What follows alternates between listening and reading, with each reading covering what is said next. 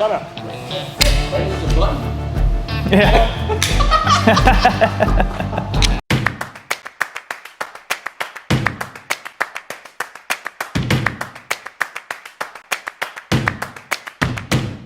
Welcome to another episode of Homebrew How To. We're here tonight at Tradition Brewing Company waiting on our home brewer to get here, where we're going to taste some of his newly brewed beer. You guys pretty excited? Excited, can't wait. Very excited. Yeah, I think it's going to be a good time. We actually spent the brew day with him, so check out some of these highlights before he gets here. All right, so I just got the brew and bottle for episode 2 of Homebrew How To. We're going to jump over, meet with Brian and Twan, and they're going to explain who we're going to go see and what type of system they're brewing on. Let's go. Hey guys, we're back for episode 2 of Homebrew How To. We're about to go see Matt Bellaver, Marine Corps vet, who's brewing up a batch today on his Anvil Foundry. Twan here is going to take us through that process a little bit, tell us how they work and what to expect. Yeah, so when we're talking about processes, we already walked Reese through a extract version of brewing, a brew day, and really the next step up would be either doing a bigger batch of an extract or moving to an all grain. And when you move to all grain, the first step would be to doing a brew in a bag. And this process that we're going to see today is a brew in a basket. We'll see brew in a bag in a later episode, but with Matt using an Anvil Foundry, it's a brew in a basket system and all in one. And I'll just open this one up. But basically, you got an all-in-one pot here, and it's electric. You can set all your temperatures through the bottom there, and then when you go to mash in, you got a basket that allows your grains to get converted in this one pot. And once you rinse all your grains out, you can boil right in the bottom, and that's why we call it an all-in-one system. So the only thing missing is some fermentation and canning at the end and enjoying some beer.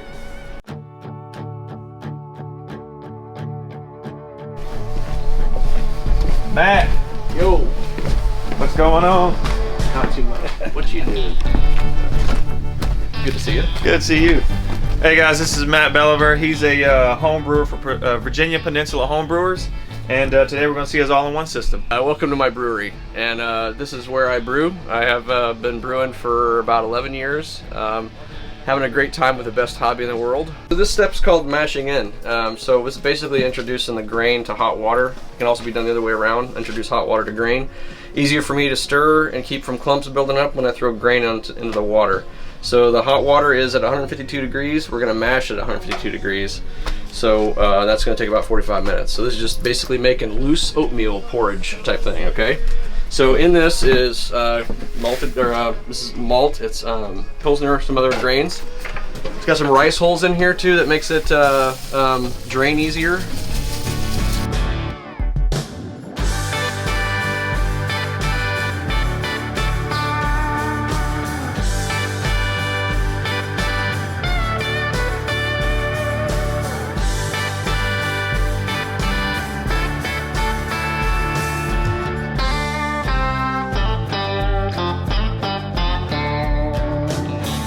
Yeah, Matt here has just started Vorloff. So basically what we're doing is we're taking all that wort from the bottom of the vessel and going through a pump to recirculate through the top.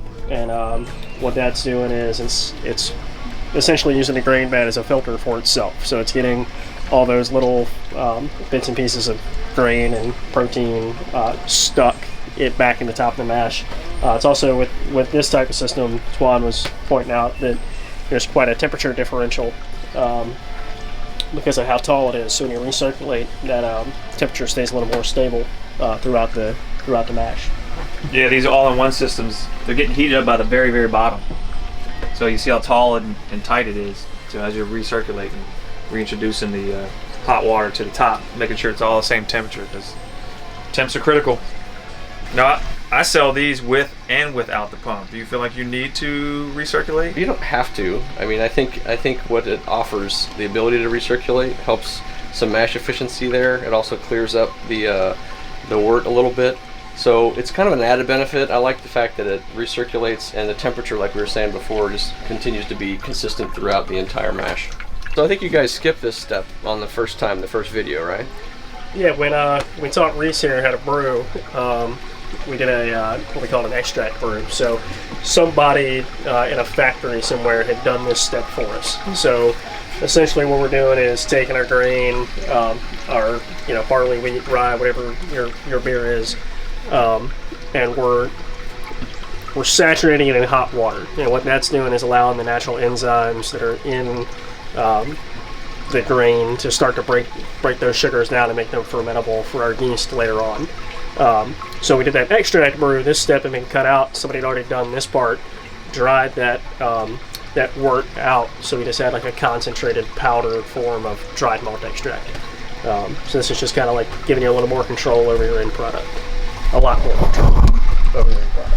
So it sounds like I did the microwave version. These guys are doing it in the oven. So we're at the end of the mash. We're going to stop recirculating now, and we're going to raise the basket up with the grain in it, and it's going to start draining. And once it finishes draining, we're going to sparge, add water to the grain to wash out residual sugars, and build up our volume for the boil.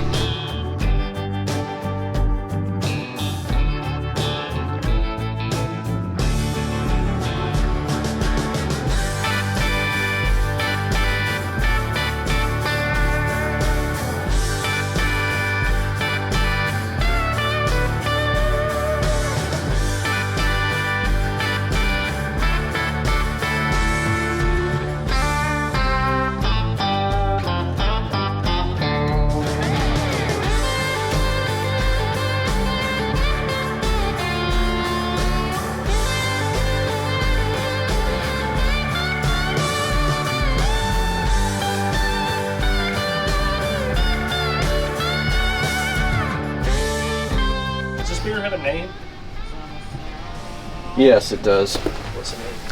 It's also Polish. Jesienia Lublinia. So it has What do you call it though? Lublin in the fall, which is the translation. Lublin in the Lublin fall? is the city my wife's from in Okay, Poland. nice. Lublin in the fall. The boil's getting ready to start. Throwing Right, in the what I'm first saying charge is- of hops for the first for the hour. There's only And there they go. That's their smelling like beer. This is this. What's funny is this is the smell that forced my brewing to move to the garage.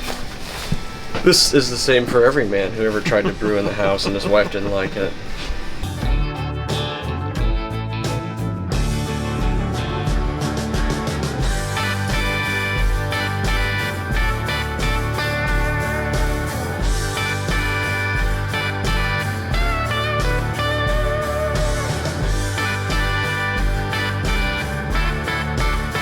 So that first addition that went in was for bittering at 60 minutes. 30 minutes is more flavoring addition. So I'm gonna dump these in now. Close enough. Adds goodness, and that's that. All right, folks, it's a little over 15 minutes left in the boil, and we put our chiller in at that point in time. Okay, I got an immersion chiller from Jaded Brewing. This goes in with more than 15 minutes left, so it sanitizes it, because after we chill down, we don't want any bacteria or wild yeast floating around that's on equipment going into that beer. Cadillac chilling. There's a lot of things you can use to clear up your beer and separate all the proteins and sediments out of it and let it fall to the bottom. I use Whirlflock. It's basically a tablet used in the last 15 minutes of the boil. It does a little bit of foaming action in there too while it goes in. Number 3 is going in. That's the last the hops for this beer. Okay, that's an ounce of Marinka.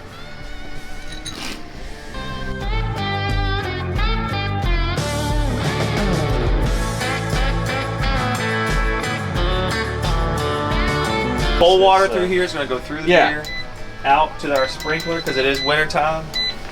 No beer is harmed in the process. I want None. everybody to know that. None.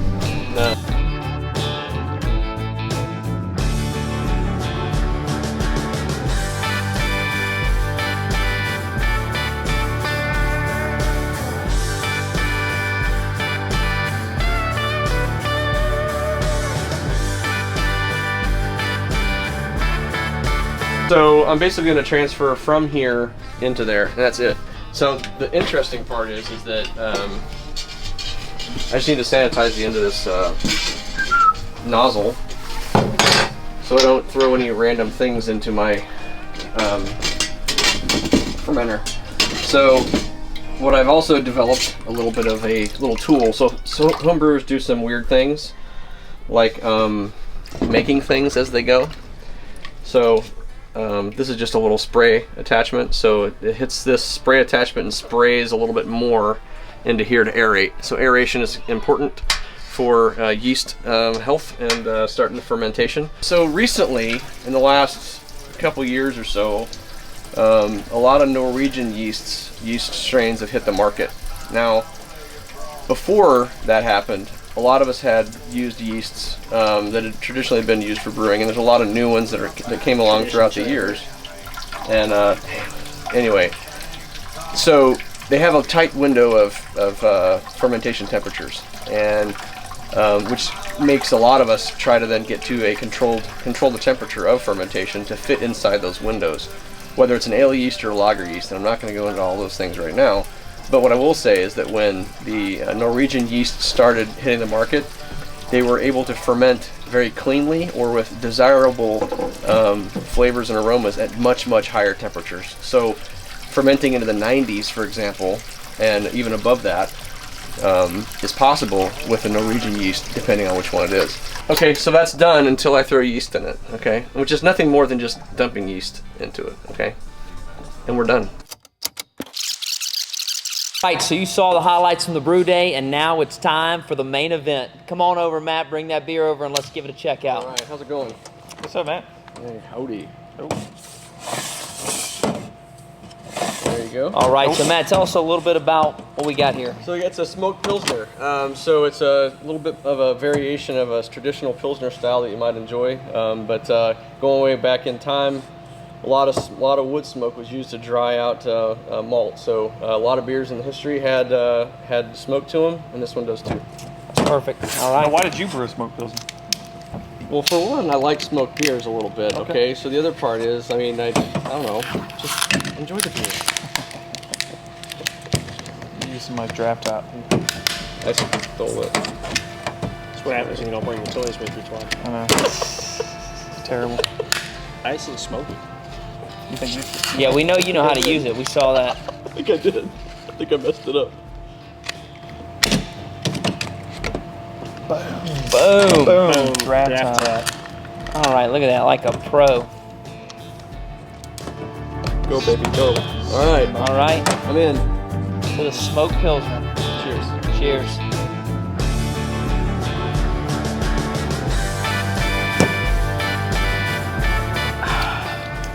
Smoky. Yeah, that's got some killer flavor. All right, Nice so smoke. tell us, you know, our experts here. What are we kind of when we're looking at these different beers? What are we looking for? I know we talked about 3 categories. The aromas, the flavor, and for me a big one is the finish. What do you think, Brian? One of the big things that I'm looking at is just the overall cleanliness of the beer. So did we avoid any infections? Did we keep everything clean? And this is nice. Nice Yeah. and crisp and clean. And When homebrewers bring me beer in the store, I never judge their beers on their flavors, because they're not entering in a contest. But the first thing that I do is search for off flavors. Is there an off flavor that I can give them feedback? And this one, so far, I don't taste any. Awesome. Well, these guys, we're going to converse about the whole experience. I mean, thank you for having us over. That was amazing. It was awesome to have you. So it was a fun day. We're going to converse about the experience. We're going to talk about the 3 categories, and we look forward to having you back on the night when we do an unveiling of the homebrew how-to beer here at Tradition.